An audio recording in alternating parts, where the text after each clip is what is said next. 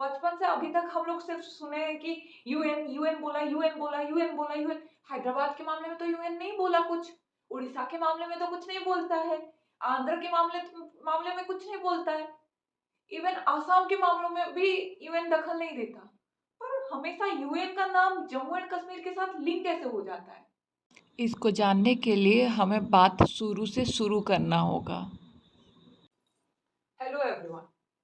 पिछले वीडियो में हम प्रिंसली स्टेट्स के बारे में जाने थे और लगभग सारे प्रिंसली स्टेट इंडिया के साथ मिल चुके थे।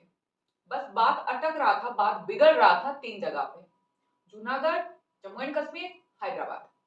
उसमें से भी जूनागढ़ का चैप्टर खत्म हो चुका था और उसका पूरा क्रेडिट जाता है पटेल और मेनन के जोड़ी को। अब बचा था हैदराबाद और जम्मू एंड कश्मीर। आज के वीडियो में हम जम्मू एंड कश्मीर के बारे में बात करेंगे। जब जूनागढ़ का चैप्टर चल रहा था, इधर स्टोरी के उस पार कश्मीर में शेख अब्दुल्ला फ्रंट में आने लगे थे। वो धीरे धीरे फ्रंट में बढ़ने लगे थे। शेख अब्दुल्ला सोशलिस्ट थे, तो उनका और नेहरू का बहुत अच्छा बॉन्डिंग था। महाराजा हरि सिंह को वो एक आंखों नहीं भाते थे। वो ठान चुके थे कि वो कश्मीर में राजा का शासन चलने नहीं देंगे। वो ये भी कंफर्म थे कि उन्हें मुस्लिम लीग से बात करना ही नहीं है।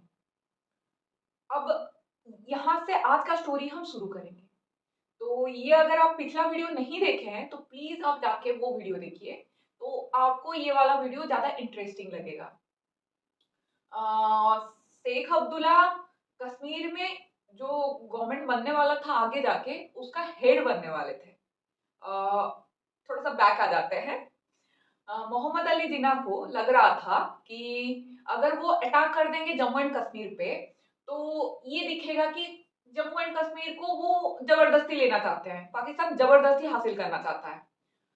उनके आंखों में जूनागढ़ नाच रहा था। जैसे जूनागढ़ में प्रजा विद्रोह कर दिए तो शासक कुछ भी बोला हो, फर्क नहीं पड़ा। जनता जो फाइनल बोला, जो राय था वही फैसला हुआ, वो वही फाइनल हुआ। वैसे ही वो चाहते थे कि जम्मू एंड कश्मीर में भी जो 70% से ज्यादा मुस्लिम है, तो वो पाकिस्तान के तरफ बात करे। तो शासक हरि सिंह कुछ भी बोलेगा तो फर्क पड़ेगा नहीं।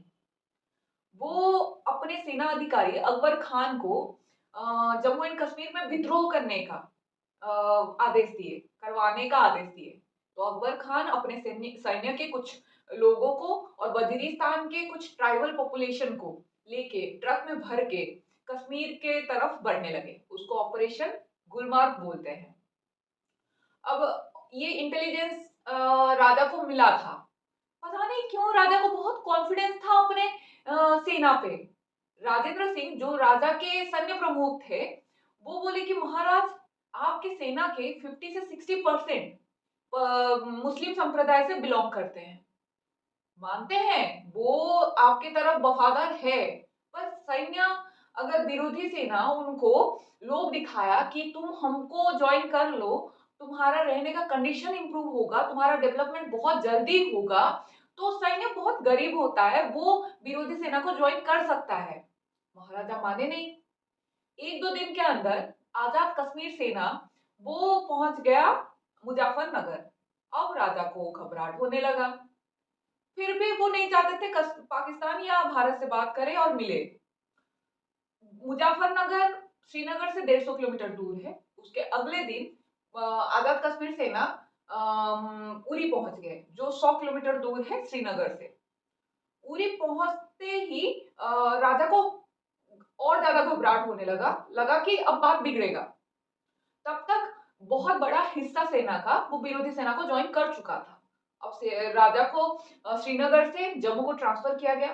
राजा एसओएस भेजने लगा दिल्ली को कि बचाओ, रेस्क्यू करो, रेस्क्यू करो। वीपी मेनन दिल्ली से जम्मू कश्मीर का सिचुएशन देखने के लिए जम्मू पहुंचे। राजा बोले कि आप थोड़ा सा हेल्प करिए, कश्मीर को बचाना होगा, दिल्ली से हेल्प चाहिए हमें। तो वीपी मेनन बोले कि ठीक है, हम दिल्ली जाके बात करते हैं। एक हाई लेवल मीटिंग हुआ जिसमें माउंटबेटन थे, पटेल थे, नेहरू थे।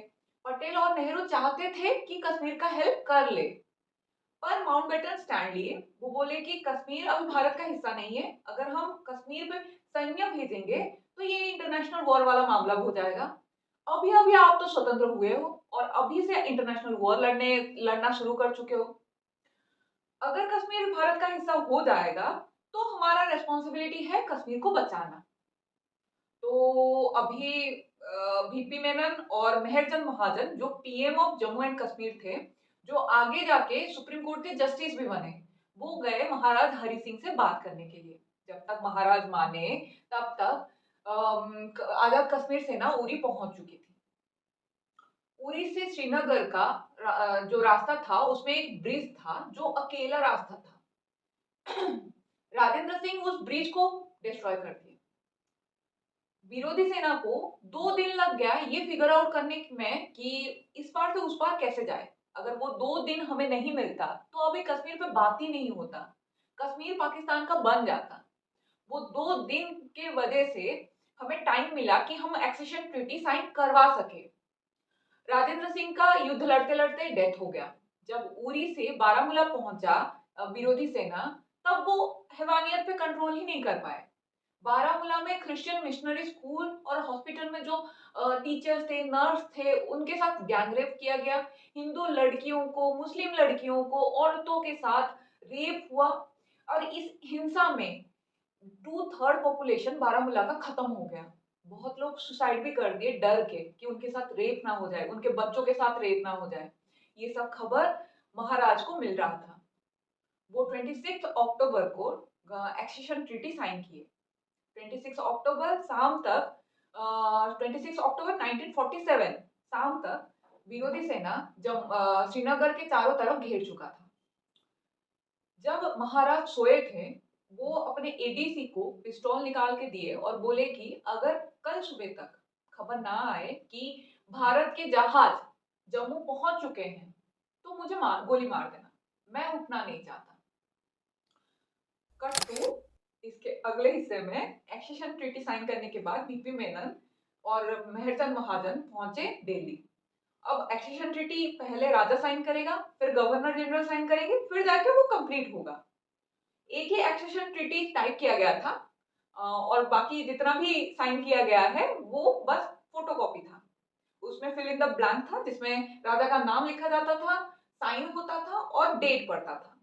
उसको छोड़ के बाकी सब टाइप किया हुआ था। उसमें लिखा हुआ था कि डिफेंस, एक्सटर्नल अफेयर्स, कम्युनिकेशन को छोड़ के और इससे रिलेटेड जितना भी काम है वो सबको छोड़ के बाकी सारा चीज राजा देखेंगे।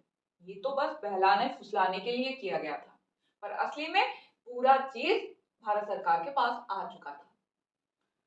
जब governor general sign Mountbatten sign कर रहे थे, वो बोले कि अभी अभी आजाद हुए हैं, रिसोर्स नहीं है, वॉर झेल नहीं पाएगा इंडिया। तो नेहरू तो नम्र रहते थे, चुप रहते थे, पर पटेल गुस्सा हो जाते थे, वो चिढ़ जाते थे। वो बोले कि बेचारे ने साइन करके भेजा है एक्सेशन ट्रीटी, और क्या चाहते हैं आप? अगर रिसोर्स नहीं है तो 4 दिन भूखे रह जाएंगे, कश्मीर खत्म हो जाएगा, युद्ध करना होगा। आप पहले सैन्य तो भेजे, फिर सब मैनेज हो जाएगा। क्या कब बोल रहे हैं आप? ऐसे बोलते थे। माउंटबेटन साइन करते करते दूसरा एक चीज भी बोले। वो बोले कि एक बार शांति स्थापना हो जाएगा ना, उसके बाद प्लेबसाइट करवाना चाहिए, नहीं तो ये जबरदस्ती वाला मामला हो जाएगा। अब अच्छा नहीं लगता ना कि जनता को बिना पूछे आप उस एरिया में कब्जा कर रहे हो। ये बस वो कमांड किए, सॉरी ओपिनियन दिए थे, कमांड नहीं किए थे। पर नेहरू को ये चीज ठीक लगा था। माउंटबेटन के साइन के साथ साथ 27 अक्टूबर को officially Kashmir, Jammu and Kashmir India का पार्ट बन चुका था। इसके बाद का स्टोरी हम अगले वीडियो में जानेंगे। Please do like, share and subscribe.